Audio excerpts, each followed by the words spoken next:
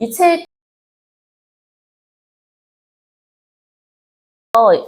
이 미라클이라는 거는 기적이잖아요. 그럼 어떤 기적이 일어났는지, 제가 이제 책을 읽어봤는데, 죄송합니다. 근데 내용은 그렇게 미라클적인 것이 없었어요. 아주 일반적인 내용이었는데, 우리가 놓치고 있는 것들이 뭔가, 그거를 제가 이제 한번 하나하나 찝어 드리려고 합니다.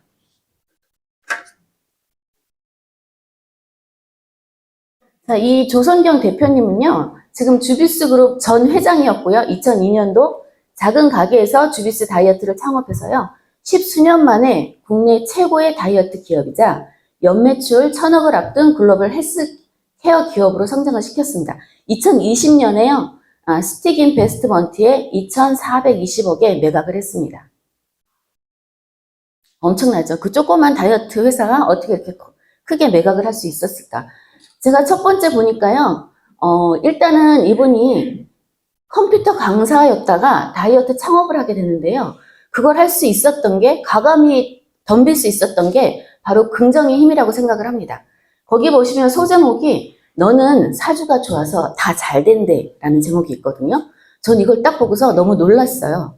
이 사람은 어렸을 때부터 엄마로부터 너는 잘 될 사람이야 라고 그냥 확정을 지어버린 거거든요.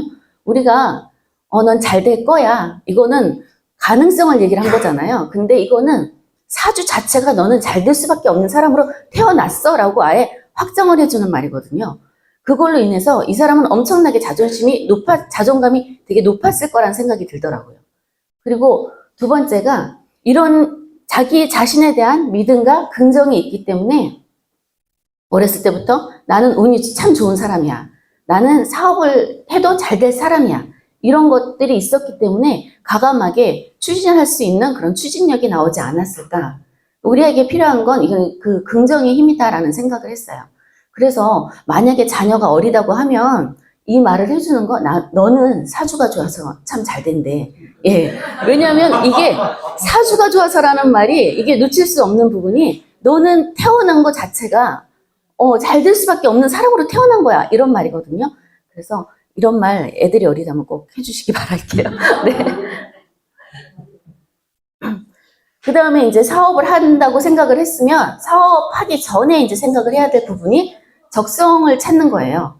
근데 이 사람 같은 경우는 그러면은 이 다이어트 샵을 내가 할 수 있을까 생각을 했을 때 내가 잘하는 것, 내가 좋아하는 것이 뭘까? 이 사람은 딸만 5인 집에서 둘째로 태어났거든요. 옷, 화장, 다이어트 등에 대한 최신 정보가 넘쳐난다고 얘기를 했어요. 그리고 꾸미는 것도 좋아하고 그래서 거기에 더 자신이 있었다. 그 얘기는 내가 이게 잘하는 거고 내가 좋아하는 것이다. 그런 확신이 있었던 거고요. 두 번째, 사업성.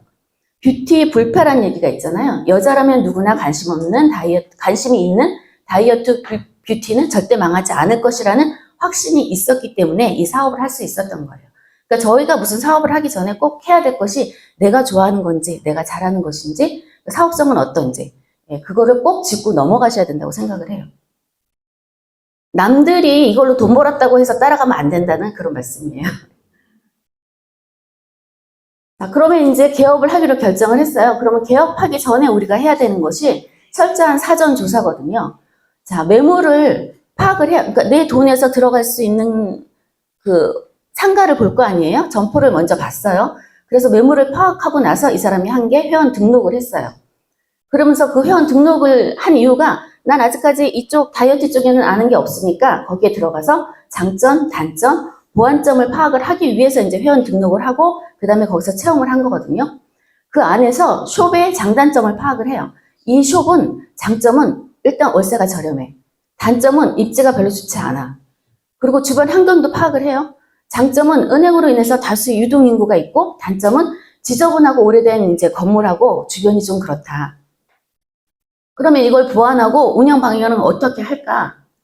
마사지 자격증 없이 할 수 있는 방법이 뭐가 있을까? 관리 가능한 고객 수가 제한이 되는데 그러면은 그러한 거를 한계를 극복할 방안이 뭘까라고 이제 생각을 하는 거예요. 단점을 보완하기 위한 방법으로요. 이분은 마케팅은요. 전단지 광고, 현수막을 이용을 해요. 그 다음에 아침 루틴으로 주변 청소를 하고 그 다음에 기계 도입을 하는 거예요. 기계 도입으로 시간당 관리할 수 있는 고객을 늘려서 수익을 극대화한다.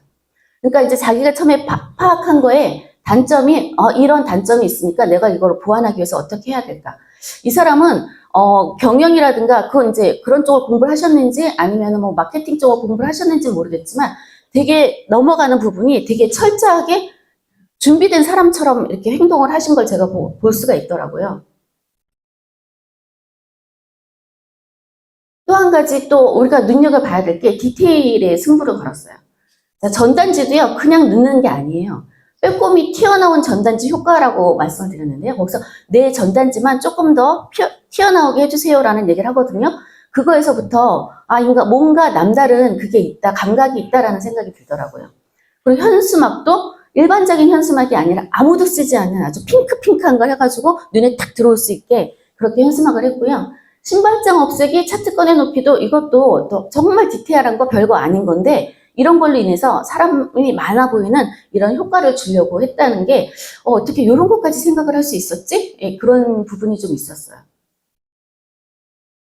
자, 우리가 아는 창업 프로세스는요, 기본적으로 맨 처음에 입지를 분석을 하고 그 다음에 계약을 하고 그 다음에 그거에 맞춰서 인테리어와 홍보를 하고 그리고 이제 오픈을 하고 그 다음에 이제 그 이후에 고객 관리와 후속 홍보가 기본적으로 아는 우리가 창업 프로세스거든요. 이건 우리가 다 아는 거예요. 정말 뻔한 그 프로세스거든요.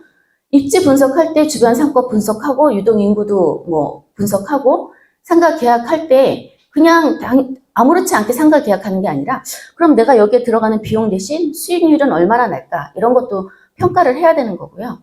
인테리어 홍보도 전단지는 어떻게 하고 현수막은 어떻게 할까. 오픈했을 때도 막연하게 오픈하고 기다리는 게 아니라 오픈 시점에 공백 없이 매출을 발생하려면 어떻게 해야 될까. 그 다음에 꾸준한 고객 독채와 홍보를 어떻게 해야 될까. 기본적으로 저희가 아는 창업 프로세스인데요. 그런데 중요한 건 우리가 이걸 뻔한 거를 뻔하게 하지 못하고 있다는 거예요. 자, 이렇게 뻔한데 뻔하지만 뻔하지 않은 거 첫 번째. 이분은 이걸 하면서요. 계속 공부를 했어요. 공부를 하면서 본인을 업그레이드 시켰고요. 고객의 신뢰를 얻기 위해서 정찰제를 고수를 했고 그 다음에 마케팅 되게 중요한 부분인데요. 꾸준한 마케팅을 했어요. 매출의 30%는 무조건 홍보비로 지출을 했고요. 그 다음 해외 논문이나 통계를 통해서 그걸 통해서 상담을 함으로써 이제 신뢰를 얻게 되는 거죠. 두 번째 뻔한데 뻔하지 않은 거 두 번째는 뭐냐면요. 이 사람은 제가 책을 읽으면서 중간중간 계속 느낀 건데 사람을 먼저 생각하는 마음이 되게 중요했던 것 같아요.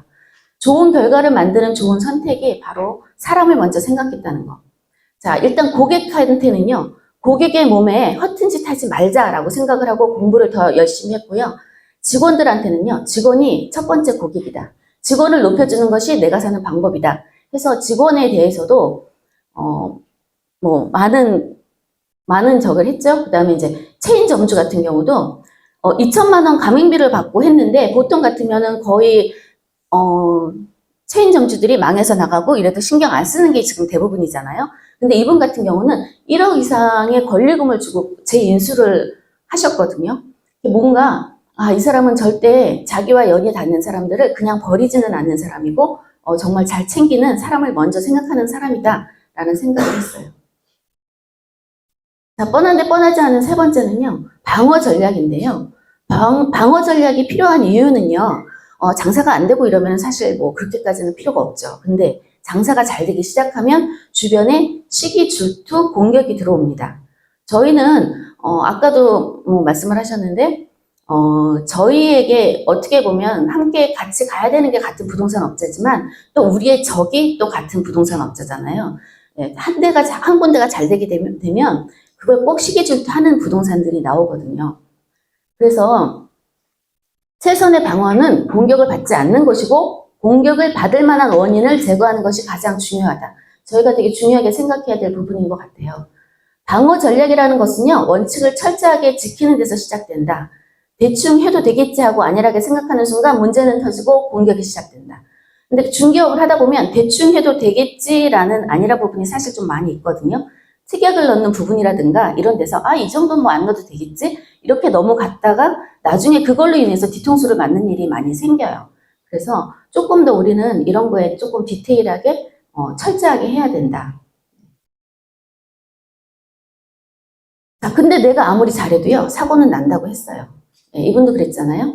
100% 성공 확률은 없어요. 이분은 첫 번째 체인점 실패를 했고요. 세무 문제로 파산 위기도 왔었고요. 사업 규모가 확대로 인해서 많은 공격을 받게 됐어요.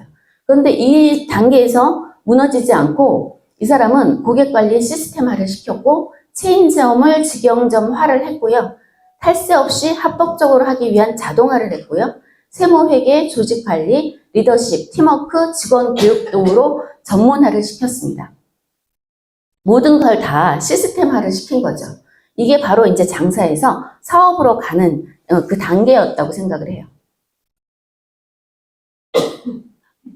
자, 그런데 이 다이어트 사업에서 대기업도 다 손을 털고 나갔습니다. 대기업도 손을 털고 나간 이유는 뭘까요? 첫 번째는 인재 관리였어요. 직원이 온 마음을 다해서 고객을 관리할 수 있는 시스템을 만들어주는 것. 일의 성취감과 자신의 발전을 느끼게 해줌으로 인해 직원들이 고객을 상담을 더 자기처럼 느끼면서 열심히 할 수 있게끔 그렇게 직원 관리를 한 거죠. 그 다음에 고객을 관리할 수 있는 데이터 관리를 했습니다. 데이터는 팩트이기 때문에 그리고 객관적인 정보이기 때문에 데이터를 잘 관리를 한 거죠. 결국 다이어트 사업은 사람 싸움이고 데이터 싸움이다. 네.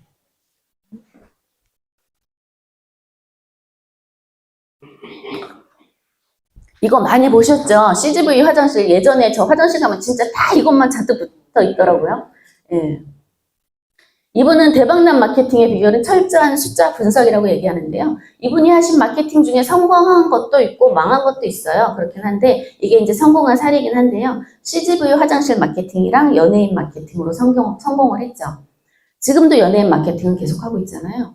이건 결국은 철저한 숫자 중심, 데이터 중심으로 예측하고 집행하고 결과를 돌아보며 계속해서 방향을 수정해 나간다. 예. 계속 분석을 하면서 새로운 마케팅을 시도를 하죠. 자, 그런데 잘 키운 커뮤니티 하나가 열 마케팅 안 부럽다.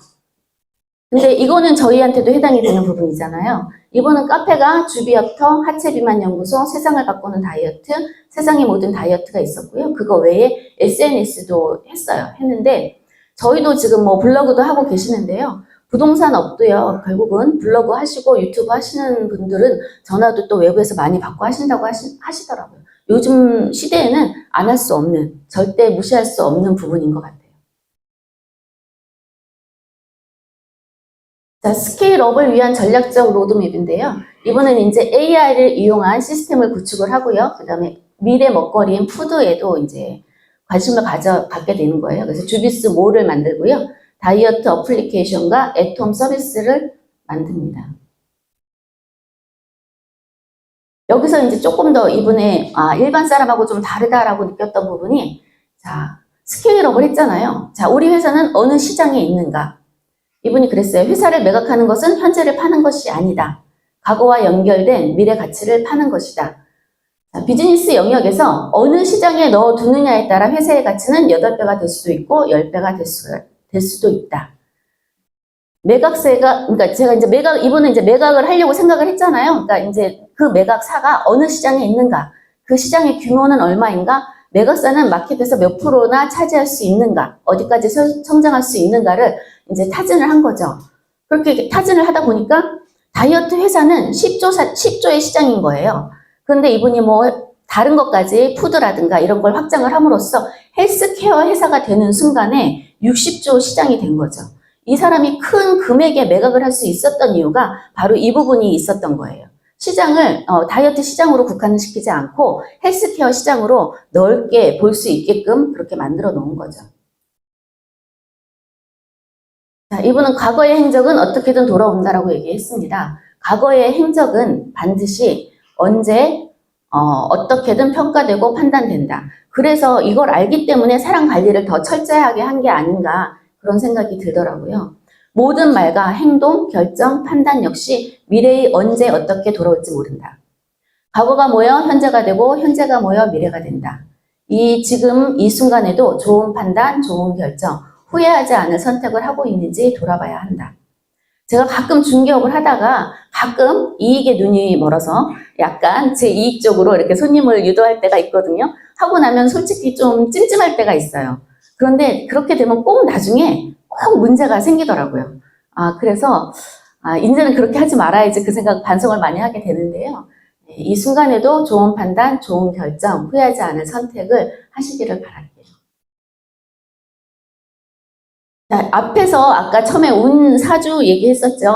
운이 좋은 사람. 나는 평소에 그 책에 있는 내용이에요. 나는 평소에 운을 중시하는 편이다.